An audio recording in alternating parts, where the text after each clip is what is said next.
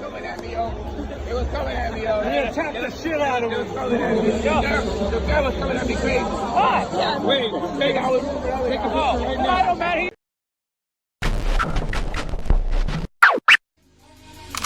Maybach music. Can anybody out there hear me? Hear me? 'Cause I just wanna...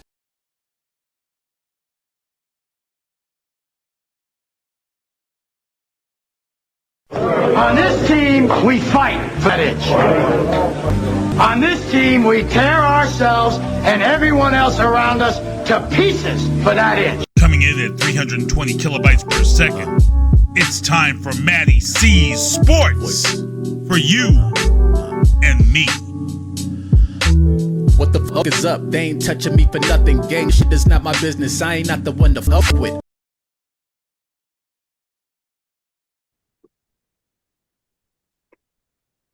All right, everybody, Mattie C Sports for you and me. I'm the Fresh Prince of Bel-Air. I'm over here is the Fresh Prince of Lakeville MMA. My boy, Miguel Sevasin, a.k.a. MF'N, Miguel Sevasin. How you doing today, bro? Good, man. How you doing? Getting ready for this fight, 1 week out. Me too, man. I'm ready. But, like, physically, I'm not as tough as you. So I'm glad you're all set, man. So, first thing I wanted to ask you is, in all seriousness, the journey from when you got injured to now, like, do you feel like you got, I don't want to say like a second chance, but like you feel like this is where I'm going to defend this and I'm going to show everybody what's up, that I didn't even go anywhere?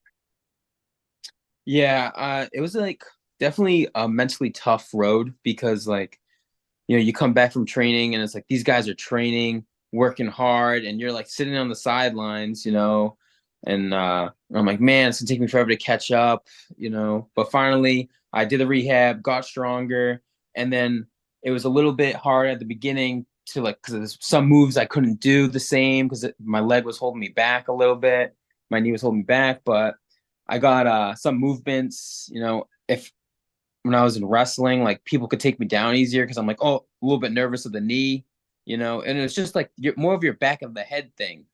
So it's more of I had to like break that. And as soon as I broke that, everything was just going smoothly. The kicks were going better.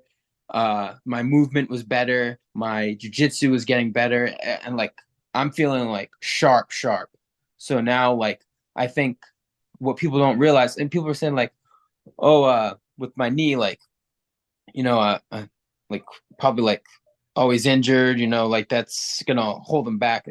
That's not it, dude. It's not it at all. I like, if anything, I feel stronger and better before because like I had knee problems this whole time, and finally I got the surgery and I was winning my fights. So now like my knee's completely good, and I'm gonna go out there and fucking beat this guy's ass because I feel amazing. I'm gonna show everybody what's up. And man, like I've seen it through like, I don't see you every day, bro, but I like see you through Cage Titans. You come to the events even when you're not fighting, and then like through your posts, and it's like I've seen the progression of like your positivity, like having fun, and like, we're talking earlier before this about you and Jack and all the Lakeville crew. Like, were they like really supportive and helping you like kind of get through this yourself too? Oh yeah, 100%. Like I was very down in the dumps at first. My job, I just got my job, and they were like, I had to tell them like, listen, like I can't work, and they told me that I was on thin ice and stuff like that, and I think that's why I made that like very upsetting, retirement post, because I was just so down in the dumps, and it's like if I don't have a job. I as much as I want to go to the UFC and I believe myself I'm going to the UFC, like I got to have other stuff to pay the bills right now. I'm not like everybody else, So like I was very upset, and I think I just made that out of emotion. And but like Jack was so cool. Like we went out to eat and stuff like that, and he was getting ready for a fight, I believe, at the time, and we went out to eat, and all he did was have a salad with no dressing. I was gonna And say, water. did Yeah, he he's just have so- a head of lettuce? Yeah, literally. And I was just having like, I don't know, a burger and fries. I'm like, I'm sorry to do this to you, man. But yeah, he was just like, like it's MMA, dude. That's like you're gonna have more of these, UFC fighters get more and more surgery time. They just don't talk about them. And I was like, yeah, like it was just more of like my job was holding me back, and I felt like a little bit I just felt like that I needed my job, and then finally I was like, I got back to my job, everything's cool now, and it's been 8 months later, and I'm on track, and I'm getting ready for my first fight back, and like my job doesn't even know I fight anymore because I told them like, oh yeah, I quit MMA and stuff, so and I'm not friends with any of them on Facebook or anything, so they don't even know I fight. This is Mike Segamin. Yeah, literally. Oh man. So from the positive side, man, I mean, you're coming back, back in full force. All the Cage Titans fans are back to see you. And I mean, you're jumping right back where you started. I mean, you're fighting a tough opponent in Sergei Peresunko. When I saw you at the last Cage Titans, you guys came in there. Like, what was your emotions like, kind of facing off with them? I mean, you kind of didn't face off. You guys just kind of looked at each other like, Yeah. Hey. Yeah. Yeah. Yeah, like Sergei's tough, and he beats everybody in the first round. He only went to the 3 rounds once of all his fights, But like what I felt from that was kind of like his confidence, if anything. I was like, wow, this kid's like confident in himself. And it was really cool because it was like, I'm going to break that. Like, I'm going to see how long that lasts, And he reminds me of the same, like, body-wise figure reminds me a lot like Kyle Kufal, but just 2 different fighting styles, like a bigger lightweight, because he fought at welterweight. Right. Fought at welterweight and then fought at 165 or 160. Like he has to cut 5-10 more pounds. He's never fought at 155. So like he's got 5-10 more pounds. That's a lot of weight more to cut in the sauna. He's gonna have a hard cut, and I'm gonna push the pace. That's what I'm gonna do. I'm gonna push the pace. I'm gonna see how his cardio is because that's gonna be tough on him. So, and I've been in 155, multiple times. My whole career has been 55. So, like, I know what I'm getting myself into. I know the cardio that I have, and I know the strength that I have, and I'm going to push him. And I'm going to see how far he can go until he's broken. For sure, man. And I mean, your last championship belt fight, man, nobody will ever forget that. And no, the legendary, I'm done. Yeah. That was the greatest thing. And then you put that belt on, man. That was great to see. Yeah. That was at what? Cage Titans 50? Yeah, I believe so. That was my first card of interviewing people. Really? Yeah. That was the first ever card of Cage Titans that I started at Cage Titans. Oh, cool. So, bro, like, there's a connection there, bro. Yeah, that's when you became a fan. I like it.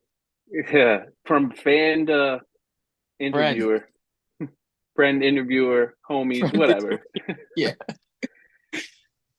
So, I mean, for this one, like you said, Sergei is switching weight classes and stuff, and you're predominantly at 155 most of the time.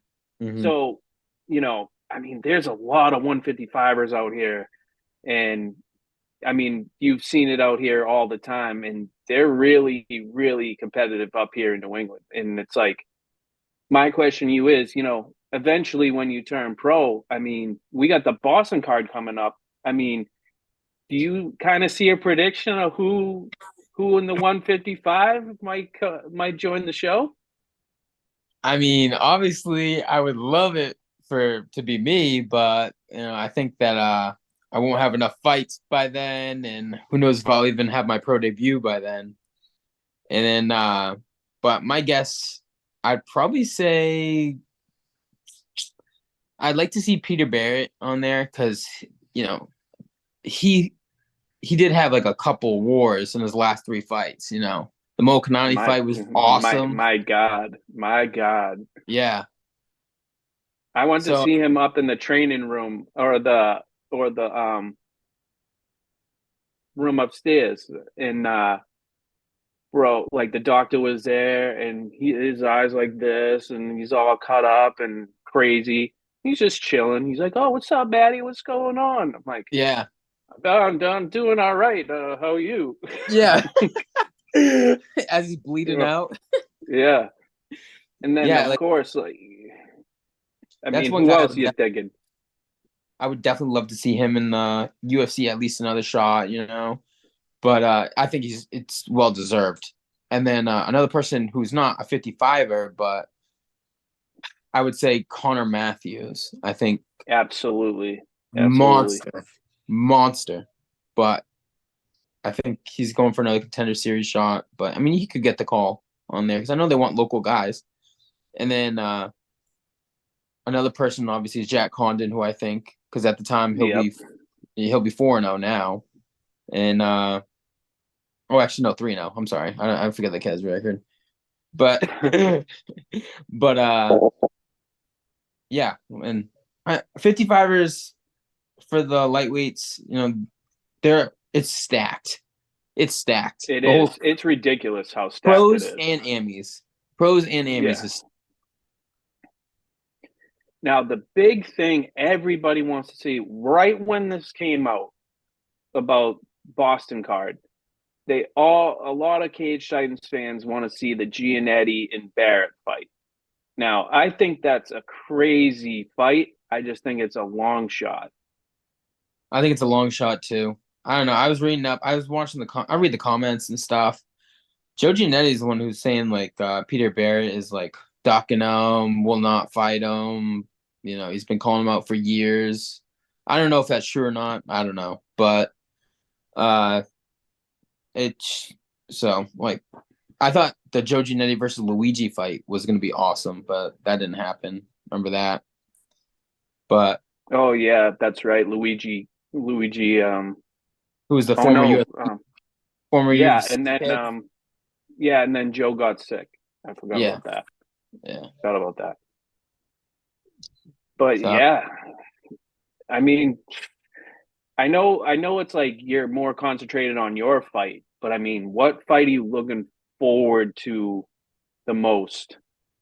I mean, actually, I will say you're probably your answer is probably Jack Condon and Trevor Goody. Yeah, but that's not only because like I'm his teammate. It's because like that's just gonna be a good freaking fight. Like Jack is tough, you know, mentally, physically, you know, like you're just not gonna break that kid. And Trevor Goody, you know, he's long, he's the tallest opponent that Jack's ever faced. You know, it's hard to like get a read on someone who's 6'7" and gonna fight. You know what I mean? Like Jack can't really find sparring partners like that. But I think that Jack's just gonna go through him like butter, like a chainsaw of butter. You know, and I'm not just saying it because he's my teammate. I just think if you look at who Jack's fought and who he's went through easily versus Trevor Goody, you know, Trevor Goody has like a couple good fights, but you know, I just don't see it really. I think he'll get to the second round finish. Jack TKO. That's what I'm calling right now. But Mitch Raposo versus Tyler Smythe. That's gonna be a banger. Aaron Hughes versus what's his name? He's a scrappy kid. Jake Hicksenberg. Okay, yeah, Jake Hicksenberg. That kid's scrappy. So yes. Like I watched his last fight on Cage Titans, and I was like, this kid's like he's a good kid. Like he's talented. So he reminds me a lot like Nate Diaz, don't he though? Yeah, he's wild, man. He's wild. Yeah. But so is Aaron though. Mm-hmm. Aaron's wild too. Both. I mean, you kind of have to like be. No, I'm not stepping in no cage unless I'm taking a picture with you. but man, like this card is packed, man. It really is, and like you said, like Jack Condon and Trevor is what I'm looking to too. And out of respect for both of them, I will not say what I predict, but Trevor's got his own skills, and so does Jack. I mean, two totally different. I want to say figures, but like Jack's. I have to say, Jack's just huge. Like he's just huge. He can be at 120. He'd probably look like a muscle man. Man, he's crazy. And he told me his nutrition stuff, and I was like, maybe I'll take some lessons from him. I was like, absolutely not. I don't know how you do. I don't know how you live. Bro, like I come over his house, right? And I'm like going into his refrigerator, right? And I open it up, and then all it is almonds, lettuce, like tomatoes, like fruit. And I'm like, bro, where's the ice cream? Where's the beer? Like, what is this? He eats so clean. I'm like, this is depressing. I have to go over and bring over my own shit. I'm like, dude, we gotta talk. Oh, I can't come over here. He's like, I got iceberg, I got romaine. Yeah. Bro. Have you ever had this mango before? Yeah. I'm like, like, you do not go over there and throw a party. Let me tell you, because all it is just veggies and protein. That's all you're getting. You got to like bring your own stuff. Much respect, Jack, but I mean, shit, your nutrition is just absolutely crazy. And honestly, tell him to lighten up. Let him know. Eat a pizza. I was asking him about Thanksgiving, and I think he said like, I'll take one bite of something, and then I don't know if it was peas. I forget, but I was like, bro, I can't. I wouldn't be able to live like you live. Like I would be like skin and bone. Like I'd be an example of rations.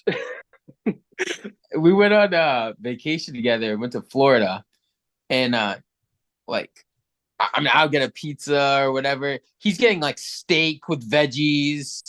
If he gets a burger, he gets it with like those healthier potato. What do you call it? Sweet potato fries. And I'm like, dude, this is disrespectful. Like, I can't even eat next to you. Like, but yeah, I think that is going to be a huge one. I also think the toughest test right now, and a big one from my boy Andrew Valdina fighting Will Sriracha Smith. Also respect him too. These two are, Will's had a couple bangers. Valdina's getting his pro career started. Yep. I think this is his biggest test for sure. And Valdina's Valdina. He finds his ways. He's crafty. This thing is 24 hours for him. He eats, sleeps, and does everything for this sport. And it's crazy to see. So crazy how like good he got too. Like I yes. Like from amateur to pro, like I was going with him, like sparring and like rolling and stuff. Crazy how like he really pieced it together. Before it was like, all right, we're gonna do jiu-jitsu now. When he was fighting, he'd be like, all right, we're gonna do jiu-jitsu now. All right, we're gonna do striking now. Like he wouldn't mix it up well. Now it's like flawless, like everything, because he has the wrestling, he has jiu-jitsu, he has the striking, and he moves so well now, and everything just goes so well. And then I'm not gonna lie, sometimes he's a handful. He's definitely a handful. I'm like, all right, I'm gonna get off my back. I said to him before, because he's roommates with Tyler Menard, and I'm like, you gotta keep telling Menard to keep fighting, because he's ridiculous. Yeah, like, he is. But he's like a goofy kid, but I respect him because he's so funny. Yeah. It's like, and it's like 2 days later after he wins, he's sponsored by a hot dog company in Rhode Island. Yeah, like, that's a riot. And then you see like he just doesn't eat clean at all, and he looks like that. It's like, that's just not right, man. Like, I've seen this kid eat like muffins and donuts before training, and he's just shredded to the bone, looks absolutely like a Greek god. And I'm just like, this is like, I'm scared to take off my shirt, dude. Like, I have a fupa right now, and I don't even want to show it. So, no kidding, man. Oh my god. oh yeah, he looked like phenomenal shape. Like Jack was told me he bought tickets to go see his fight. I was like, Jack, can you pick me up tickets? Jack was like, yeah, sure. Goes over to the house and buys tickets from Tyler, and he told me that, yeah, just Tyler was showing me his after he weighs in food. And I was like, oh, really? I was like, what was it? He goes, it was candy, donuts. I was like, what? I was like, everyone else brings fruit, protein, this kid's bringing candy, like donut. I was like, what the hell?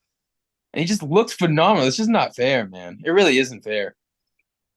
It's some people just have that metabolism, Yeah. man. Like literally, like I weighed myself like not too long ago. I was at 193. Now I'm at 164, and I didn't even do anything. But it goes up and down. It's crazy. Yeah. But I'm like you. I'm a burger and fries kind of person, man. Oh, hell yeah. Dude, I like to live off this little motto that I made up, and it's like, party hard, train harder. You know what I mean? That way I live both lives. You know what I mean? I'm not like outside of camp, I'm like, oh, I can't eat that, or I can't do that. It's like, if I want a pizza, I'm gonna have a pizza. Like, and I'll just, burn it off. Well, I'm sure you will, man. And you better, because I'll probably be at weigh-ins, so. Yeah, I mean, my weight's looking good right now. Like, I'm only 170, so I have 15 pounds left, and I still have a week. And usually I cut around 10 to 12. So this time I'm like right where I usually am. I think I'm gonna do the bath again. I liked doing the bath with Epsom salt. So someone told me to try to do the Epsom salt. I've never done the Epsom salt. I've always just done the plain bath, but I'm gonna try that. The sauna is just a lot. It's mentally draining. I have to take spurts of going in there, like 30 in, 30 out, 30 in, 10 out. And one time I was cutting weight, and it's probably about 9:00 at night, and I have like 3 pounds left, and I'm sitting down on this cold floor during my break, and hoodie down, dripping sweat constantly, right? And I'm just looking at the ground. I see 2 feet coming up to me. He's like, "Are you all right?" And I was like, "Oh," and I'm like trying to like look up.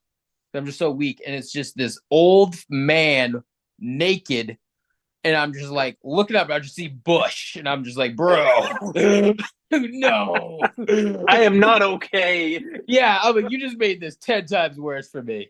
And I just looked down quickly. I'm like, I'm all right, get away from me, I was like, oh, dude, at least fucking trim it for me. Like, what the hell? Disgusting. Oh, and that's the thing that like kind of scares me for like fighters, like how you guys cut weight or need to gain or whatever, you know what I mean? Because it's like the craziest thing I ever seen was when Chuck Liddell had a team on The Ultimate Fighter. Was it? Yeah, it was Chuck Liddell, and he locked the dude in the sauna. Yeah, and he had a half a pound, and he had an hour. Literally closed the door, and he was collapsing to the scale. And I don't think he made weight still. It's like, I don't think he did either. Oh no, I think he did actually. I don't. I remember. I know that video that you're talking about. I think those were kind of a lot more crazy back then. Like, for a half a pound now, you'd just be like sit in a hot tub or something like that, or like walk on the treadmill. But I think like cuts got a lot better since then. But I do think some people do crazy amount of water weight. They try to cut like 20 pounds. Like you hear like some of the like Michael Chandler goes from 155 to 189 in one night. Like, how is that possible? Like, seriously, how is that? Right. I don't know how that's possible. But and without using an IV bag, anyways, you know what I mean? IV bags, you're getting everything back, But I don't just like I talked to Joe Lozon about it, and then Joe's like, yeah, the most I've ever weighed was I'm usually about 165, 167 fight night, and I was like, same. Like I'm usually 170, but I saw the Cyborg thing. You ever see her weight cuts? No. She was crying. She was like, I don't want to do this.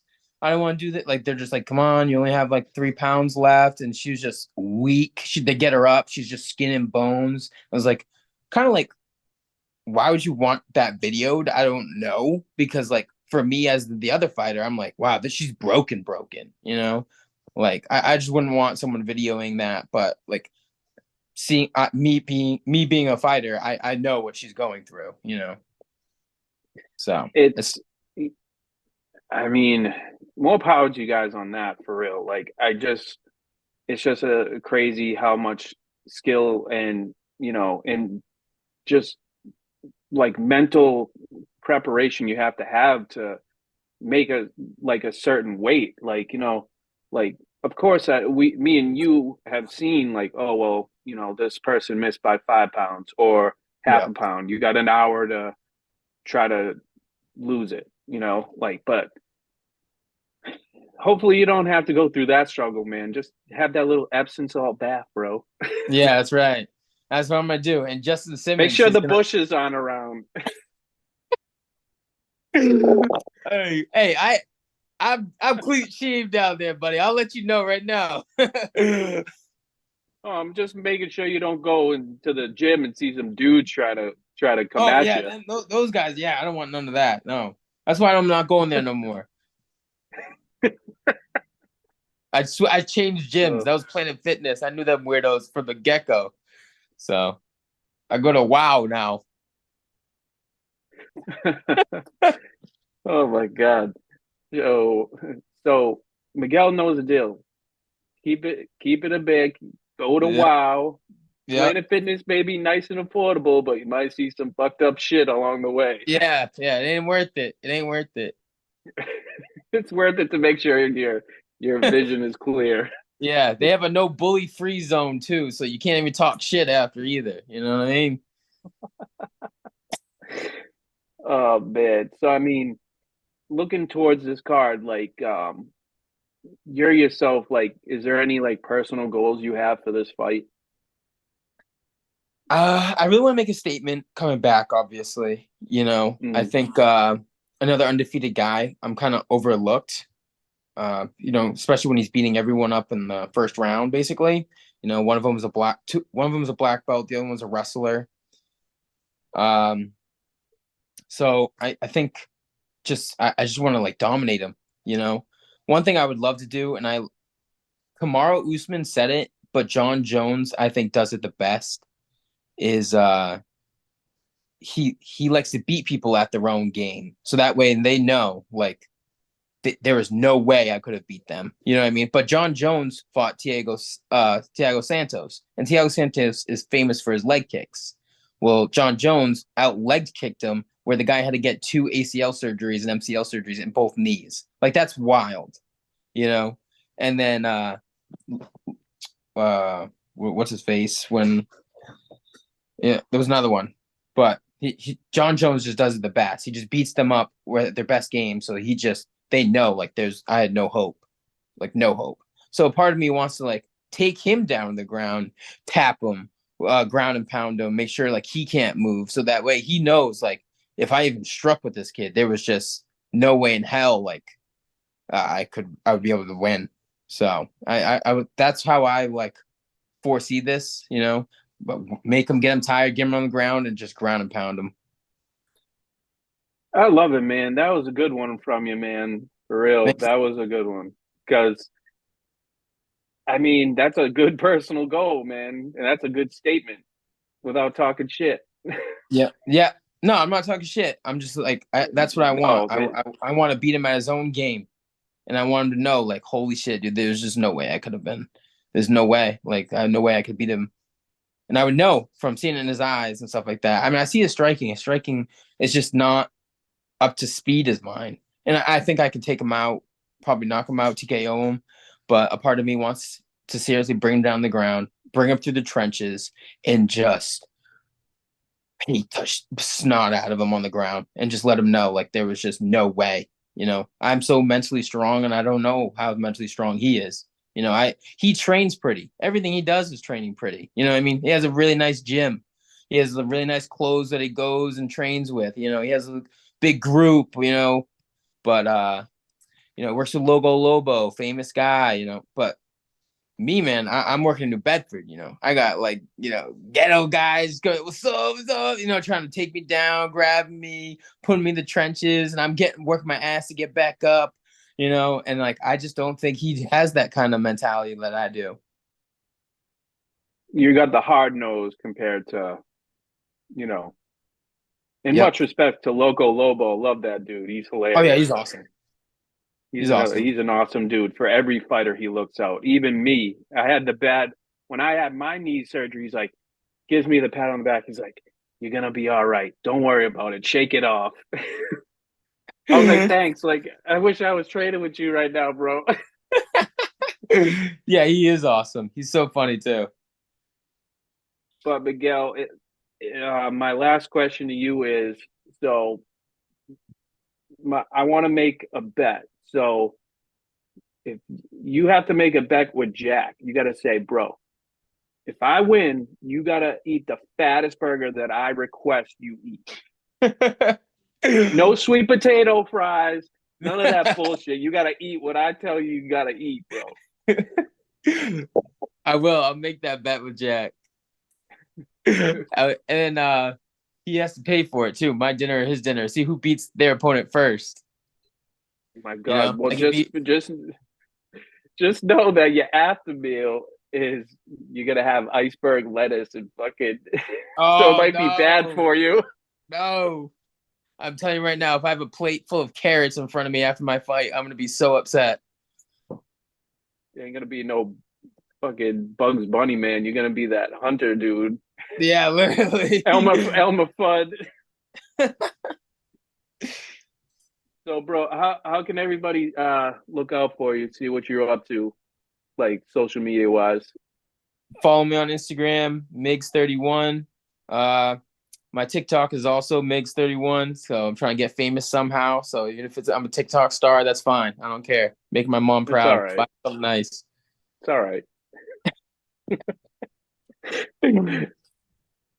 But yeah, and yeah, man. So Saturday, do you have tickets available from your camp, like you yourself?